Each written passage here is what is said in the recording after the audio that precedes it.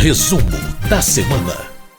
Muito bem, essa semana foi curta, mas ainda assim os deputados se debruçaram sobre grandes temas relacionados à política partidária e eleitoral. E para falar sobre isso, nós vamos receber, como sempre, a editora-chefe da Rádio Câmara, a jornalista Ana Raquel Macedo. Oi, Ana, tudo bem? Oi, Márcio Aquiles Sardi, como vai? Estamos bem, a semana mais curta, mas ainda assim bastante produtiva, não é? Isso mesmo, Márcio. A gente já tinha uma previsão desde a última semana que essa seria uma semana na Câmara, apesar de curta, dedicada a assuntos eleitorais. E foi isso mesmo, os deputados trataram de projetos relacionados a esse assunto. E eu começo por um deles, que foi aprovado, que é o PL 783 de 2021. É um projeto do Senado e que ele trata de um assunto que, às vezes, para o eleitor, para o cidadão em geral, Márcio, é difícil de entender, que é como é que os deputados, como é que os candidatos para os cargos proporcionais na hora do voto, né, deputados federais, estaduais, deputados distritais e vereadores, como é que eles são eleitos. E esse projeto, ele trata disso, desses cálculos, das sobras desses cálculos. Como é que é, assim, grosso modo, para a gente explicar um pouquinho, tentar simplificar para quem escuta a gente nesse resumo da semana entender. A gente tem um cálculo chamado quociente eleitoral, que é o quê? Você pega o número de votos válidos, ali, por exemplo, vamos citar aí a Câmara dos Deputados, né? Você pega o número de votos válidos no Estado, divide pelo número de cadeiras que aquele Estado tem. Dá um número ali, o quociente eleitoral. Se fosse um cálculo exato, seria simples, mas, por exemplo, se fosse ali, né, digamos, 80 votos válidos e 10 vagas, né, naquele estado. Então, seria 8. Você precisaria de 8 votos para ter uma vaga ali, né, uma vaga ali naquele estado. E esse cálculo, então, é dividido entre os partidos. O problema é que seria simples se fosse um cálculo exato, mas não é. Normalmente dá uma fração, não dá um número exato. E essa fração, o que acontece? Depois que você distribui os números inteiros entre os partidos, entre os candidatos, sobram essas vagas. E como é que é feita, então, a distribuição dessas vagas? Esse projeto trata disso. Ele diz o seguinte, esse projeto aprovado pelos deputados nessa semana, que essas sobras elas vão poder ser divididas entre partidos e candidatos, mesmo que o partido não atinja esse número mínimo lá do quociente eleitoral. Então, quer dizer, se o partido conseguir, por esse projeto aprovado, atingir 80% do quociente eleitoral e o candidato conseguir, no mínimo, 20% do quociente eleitoral, ele vai poder, então, ter direito a essa sobra. A maioria dos deputados então concordou, e foi uma ampla maioria, né, foi um acordo muito grande que permitiu a votação desse projeto, exatamente pela ideia de você aumentar a representatividade no legislativo, porque isso dá espaço quando você permite que a sobra seja dividida, mesmo entre partidos que não atingiram o quociente eleitoral, permite que mais legendas, que mais segmentos sociais possam entrar, então, e ter representação no legislativo. Esse projeto ele não muda só esse ponto, ele também muda o número de candidatos que um partido pode lançar no caso da eleição proporcional, né? No caso das câmaras de vereadores ou assembleias legislativas ou mesmo a Câmara dos Deputados. Em vez dos 150% hoje, quer dizer, uma vez e meio o número de vagas, os partidos vão poder lançar um número de vagas mais um. Vamos dar um exemplo. A bancada hoje de São Paulo tem 70 deputados. Pelas regras atuais, o partido poderia fazer uma vez e meia 70. Agora, por essa regra aprovada nesse projeto, quer dizer, seria 70 mais um. Então, ele poderia lançar aí 71 candidatos para concorrer ali no estado de São Paulo. Aqui no DF, que são 8, seriam, então, 9. E aí, esses foram os dois principais pontos. Esse projeto foi relatado pelo deputado Luiz Tibé, do Avante de Minas Gerais, e ele, então, veio do Senado, mas teve modificações na Câmara e, por isso, volta para uma nova votação no Senado, com a expectativa de que seja votado a tempo, então, de ser sancionado até outubro e possa valer para as eleições do ano que vem. Bom, esse projeto tem a ver com as eleições, mas não está dentro de outro tema que os deputados também discutiram nessa semana, que é o Código Eleitoral. Os deputados votaram o texto base desse código já e começaram a discutir as emendas, né, que foram apresentadas ao texto. Ana Raquel, quais são os aspectos gerais que estão contidos nesse código, que tem quase 900 artigos, né? Pois é, Márcio, o Código Eleitoral, você bem lembrou, tem quase 900 artigos, ele foi fruto de um trabalho de um grupo formado por diferentes partidos e relatado pela deputada Margarete Coelho, do PP do Piauí. Ele foi aprovado o texto base dele, quer dizer, o texto principal está votado, está aprovado, e por uma ampla maioria ali, por 378 votos contra 80, a maioria dos deputados elogiou muito.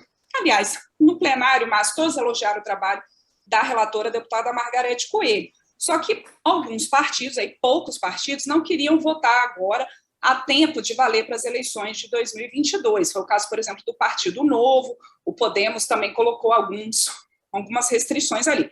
Mas vamos lá, tem quase 900 artigos, ele consolida toda a legislação eleitoral, e não só leis, Márcio, ele também trata de resoluções do Tribunal Superior Eleitoral. Então, quer dizer, você coloca no mesmo texto o entendimento sobre as regras das eleições. E essa é a expectativa da deputada Margarete Coelho.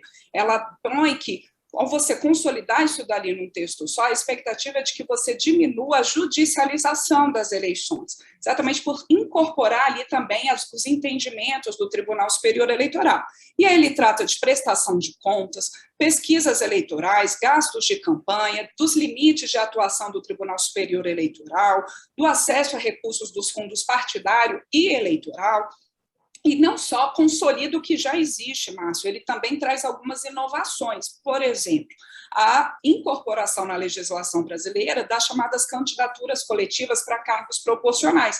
Aqueles cargos, vamos lembrar aqui, deputado federal, deputado estadual, distrital e vereadores. Então, quer dizer, você registra, tem a possibilidade de os partidos criarem regras para o registro de candidaturas coletivas.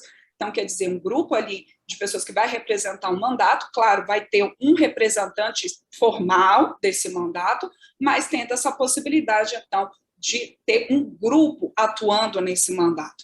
E aquele projeto que eu já comentei aqui no resumo, que foi aprovado nessa semana, que trata do cálculo das sobras ali de distribuição de vagas entre os partidos, para os cargos proporcionais, que relaciona ali a questão do quociente eleitoral, isso aí foi incorporado pela deputada Margarete Coelho no texto do Código Eleitoral, exatamente nessa expectativa de que, se essa proposta for, então, aprovada ali pelos senadores, esse texto relacionado às sobras eleitorais, no cálculo do quociente eleitoral, que isso também já esteja ali no Código. Então, até isso dali já foi incorporado ao texto que está sendo, então, analisado pelos deputados. Bom, e além do texto base, os deputados já começaram a votar alguns desses destaques, e o primeiro deles, o mais significativo até agora, é que não vai ter quarentena para militares, agentes de segurança pública em geral, magistrados e membros do Ministério Público. Como é que foi essa votação, Ana? Você lembrou bem aí, destacou bem, mas foi bastante polêmica realmente. Na forma como estava no texto da deputada Margarete Coelho, previu que uma quarentena de 5 anos a partir de 2026, para que juízes, promotores, policiais, militares em geral pudessem concorrer a um cargo eletivo. Quer dizer, a partir de 2026 eles teriam que deixar o cargo deles, esperar 5 anos para poder se candidatar novamente. Mas isso caiu, foi um destaque, foram alguns destaques do PSL, com votação apertada, mas então isso sai do texto da deputada Margarete Coelho, que é esse texto que está sendo analisado ainda pelos deputados, portanto, não vai ter necessidade dessa quarentena de 5 anos. Outras modificações no texto da deputada Margarete Coelho foram aprovadas já pelos deputados, que são chamados destaques. Tinha mais de 20 destaques ali, eles foram analisando, que são tentativas de mudanças nesse texto principal já aprovado. Teve essa questão da quarentena, teve também uma emenda do deputado Alessandro Molon, do PSB do Rio de Janeiro, para que votos dados para candidatos indígenas contem em dobro no caso de distribuição dos fundos partidário e eleitoral. Isso já estava previsto no texto da deputada Margarete para as candidaturas de negros e mulheres, então acrescentando aí a questão das candidaturas de indígenas. Também foi aprovado um destaque que trata ali da questão da janela para troca partidária. No texto da relatora, estava previsto que a cada 2 anos os detentores ali de alguns de mandatos, enfim, os que tiver ou quisessem mudar de partido, a cada 2 anos eles poderiam mudar de partido para concorrer à eleição. Isso saiu do texto da relatora Margareth Coelho e fica, então, valendo a regra atual, que você pode ter essa troca ali a cada 4 anos, com um prazo ali de 30 dias antes ali daquele prazo para filiação partidária. Também foi outro destaque aprovado, tem relação com a lei da ficha limpa, Márcio, que foi incluído, foi um destaque, uma emenda do deputado Danilo Cabral, do PSB de Pernambuco, que incluiu ali um ponto da lei da ficha limpa que tinha ficado de fora do texto principal desse Código Eleitoral, que é o que diz o seguinte: aquele detentor de mandato que esteja sofrendo um processo por quebra de decoro parlamentar pela lei da ficha limpa, mesmo que ele renuncie ao mandato antes da cassação de fato, ele continua inelegível por 8 anos. Então, não adianta ele querer ali renunciar ao mandato para ficar inelegível.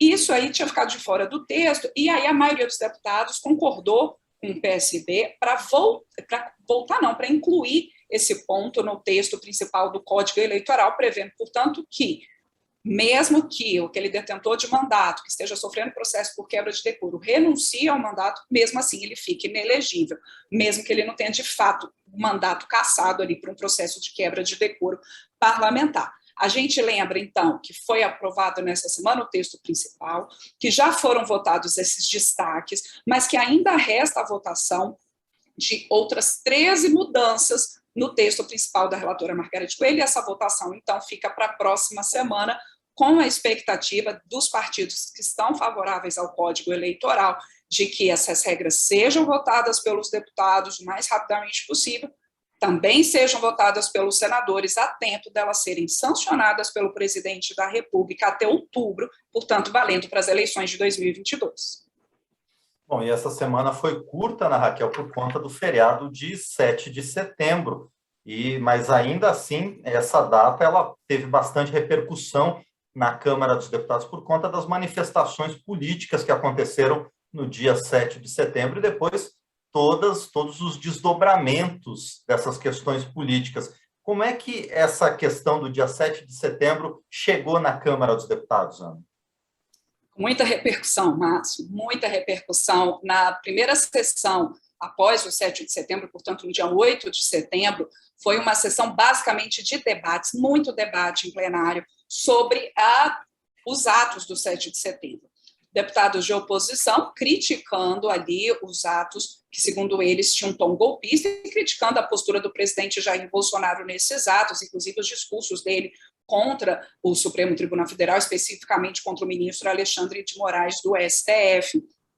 E, claro, deputados governistas falando que não, que essas manifestações elas tinham sido em busca da liberdade dos brasileiros e pela liberdade, e que, sim, haveria ali alguns abusos em algumas decisões, haveria questionamentos a essas decisões judiciais ali, algumas decisões do Supremo. Enfim, houve muito debate, houve ali a questão dos caminhoneiros que estavam bloqueando algumas estradas em apoio ao presidente, houve um acirramento ali de ânimos, Márcio, e nessa quinta-feira, orientado até ali pelo ex-presidente Michel Temer, o presidente Jair Bolsonaro divulgou uma nota à nação, recuando nessa postura um pouco mais enfática e mais de afronta ao Supremo. Ele recuou, falou que o que ele disse naquele momento dos atos do 7 de setembro tinham sido no calor do momento, que ele defendia a harmonia entre os poderes, o diálogo entre os poderes e, claro, respeitava decisões judiciais. Inclusive, foi ali, conversou por telefone, mediado ali também, né, pelo presidente Michel Temer, conversou por telefone com o ministro Alexandre de Moraes. Depois dessa nota, a gente teve, mais uma vez, tanto o presidente da Câmara, Arthur Lira, quanto o presidente do Senado, Rodrigo Pacheco, fazendo ali, elogiando essa postura pelo diálogo, pela harmonia. O presidente Lira já tinha comentado isso antes, tinha feito um pronunciamento ao vivo, na própria quarta-feira, chamando para o diálogo, chamando para a harmonia entre os poderes, e ontem, após a divulgação dessa nota pelo presidente Jair Bolsonaro, o presidente Lira novamente elogiou essa postura pela harmonia, pelo diálogo, e ressaltou a necessidade de uma união ali em prol de temas, como as reformas econômicas, temas que possam resolver questões, claro, que estão colocando muitos brasileiros preocupados, como o desemprego, a inflação, a questão da crise econômica e, claro, ainda a pandemia, né, Márcio? Então, houve ontem, depois, né, de ânimos mais exaltados, um chamamento ali ao diálogo e mais serenidade, e aí a gente vai ver como é que vão ser essas questões ao longo dos próximos dias. Mas sim, a gente sempre lembra que o plenário repercute muito o que está acontecendo na vida nacional, isso sempre está lá nos discursos dos parlamentares das mais diferentes matizes ideológicas.